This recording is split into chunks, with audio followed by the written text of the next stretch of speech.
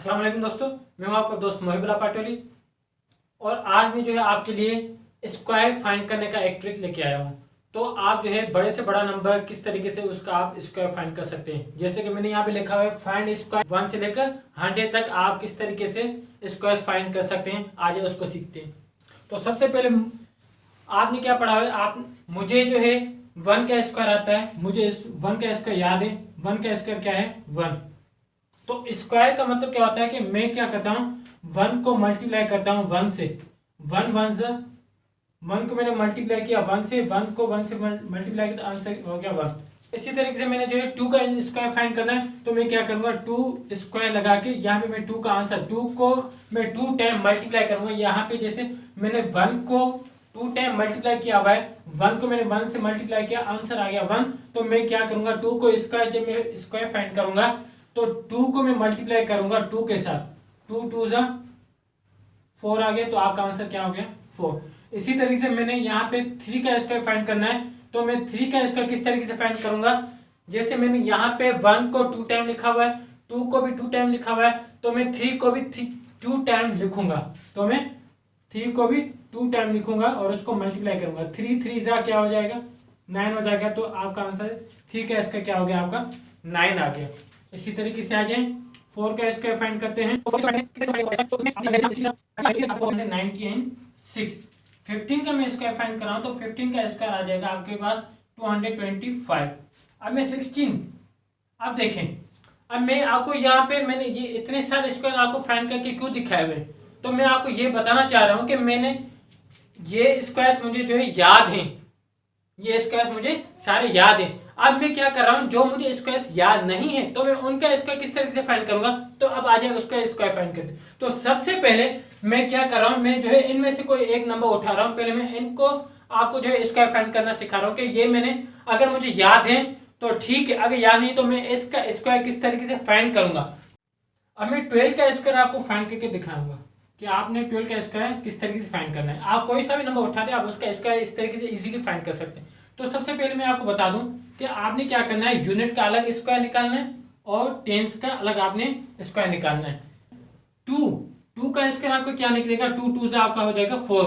और आपका ये, मैं एक और आपको बात बताता चलूं, अगर यहाँ आपके पास स्क्वायर आ रहा है 1 डिजिट के अंदर, तो आपने 1 डिजिट के साथ एक 0 भी लगाना है, सिर्फ यूनिट के साथ। और इसके अलावा अगर आप एक और मैं आपको नंबर दे दूं, यहाँ पे आपके पास 15 का स्क्वायर आप फाइंड यहाँ पे करते हैं, तो आप क्या करते हैं, 5 को आप मल्टीप्लाई करते हैं 5 के साथ, 5 से क्या हो जाता है 25। तो आपने क्या करना है, यहाँ पे 0 नहीं लगाना। क्यों? क्योंकि यहाँ पे ऑलरेडी 2 डिजिट्स हैं, यहाँ पे आपको ऑलरेडी 2 डिजिट्स मिले हुए हैं, यहाँ पे आपने 0 नहीं लगाना। लेकिन यहाँ पे आपके पास क्या आ रहा है, 2 2 जा 4 आ रहा है, यहाँ पे एक डिजिट है, तो आपने एक डिजिट के साथ यहाँ पे क्या लगाना है, 0 लगाना है। अब आ जाए टेंस के पास, तो आपने क्या करना है, 1 का भी स्क्वायर निकालना है। 1 का स्क्वायर हमने क्या निकाला हुआ, 1 का स्क्वायर क्या हो जाएगा, 1 हो जाएगा।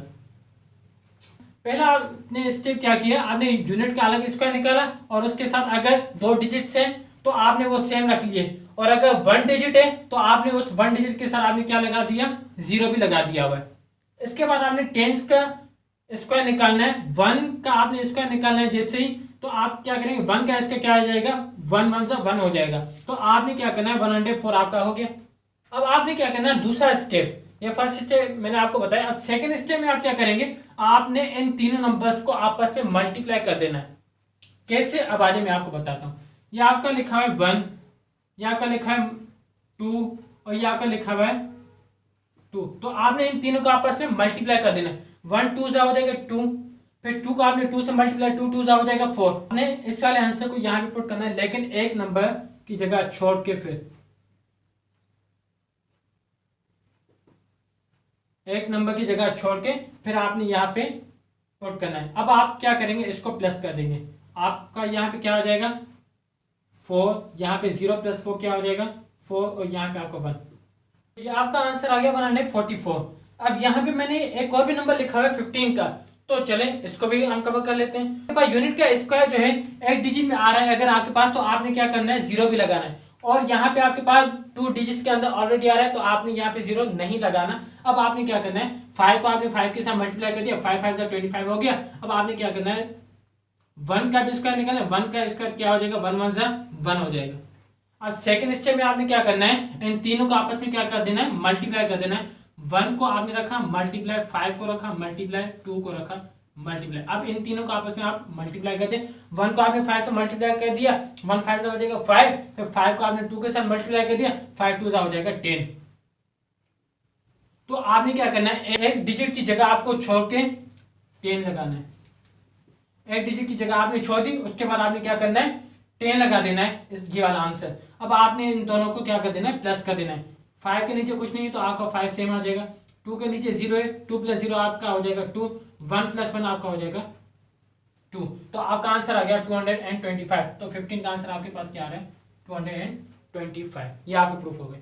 अब आ जाए इसी तरीके से हम क्या करेंगे, 16 का भी आंसर फाइंड करेंगे। अब मैं क्या कर रहा हूँ, 16 का आंसर फाइंड कर रहा हूँ।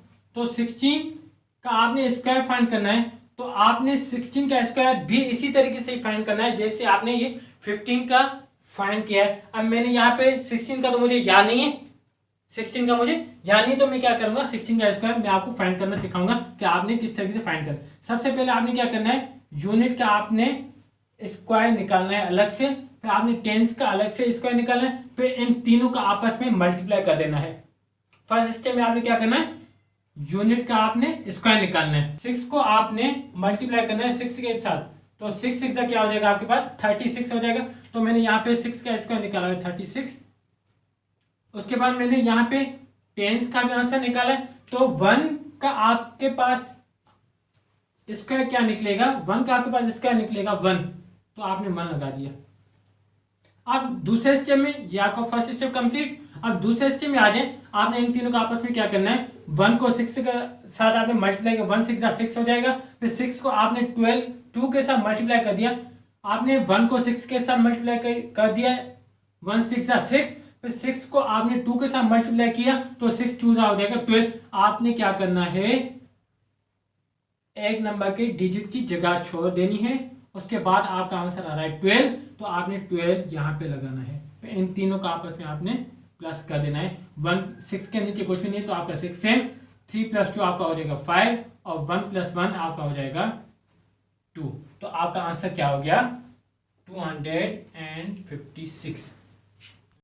अब आप कहेंगे कि सर आप तो ये जो है बिल्कुल इजीली नंबर्स उठा रहे हैं, 1 से लेकर आपने 16 तक नंबर उठाए, तो कोई मसला नहीं, हम जो है इससे आगे वाले नंबर उठाते हैं। मैं यहाँ पे उठा रहा हूँ 23 का नंबर उठा रहा हूँ। अब 23 का इसका फाइंड करते हैं। अब 23 का इसका किस तरीके से फाइंड होगा, उसका भी इसी तरीके से फाइंड होगा। अब आ जाए, सबसे पहले आपने फर्स्ट स्टेप आपने क्या करना है, यूनिट और टेंस का आपने क्या करना है, स्क्वायर निकालना है अलग अलग। आपने 3 का स्क्वायर निकाल दिया, 3 3 से क्या हो जाएगा 9, और ये एक डिजिट है, तो आप एक 1 डिजिट के साथ आपने क्या करना है, 0 भी लगा देना है। ये मैंने आपको इससे पहले भी बता दिया था। अब आप क्या करेंगे, 2 का भी स्क्वायर निकालेंगे, 2 2 से क्या हो जाएगा 4 हो जाएगा।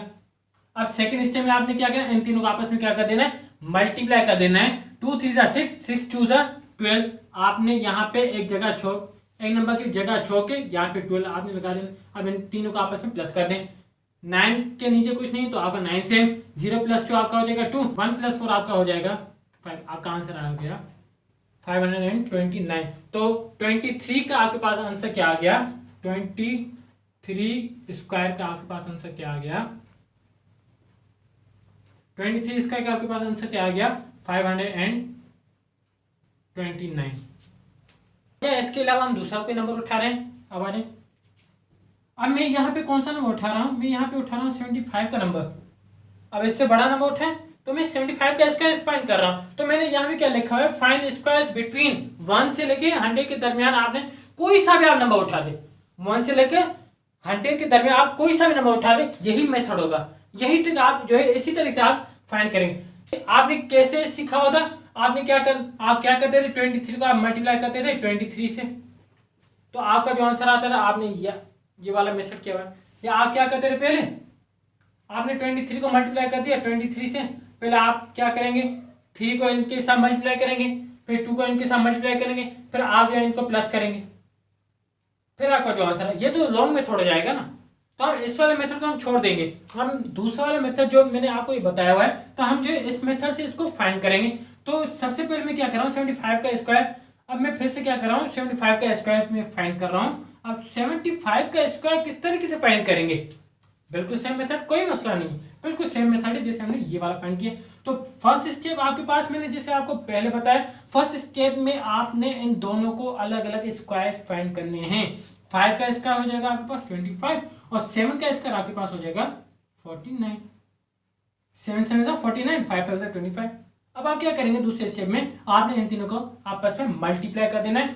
आप क्या करेंगे, फर्स्ट डिजिट के नीचे आपने क्रॉस का निशान लगा दिया। अब इन तीनों को आपस में मल्टीप्लाई कर दें। 7 5 जा 35, 35 को आप 2 से मल्टीप्लाई कर दें, 35 2 जा आपके पास हो जाएगा 70।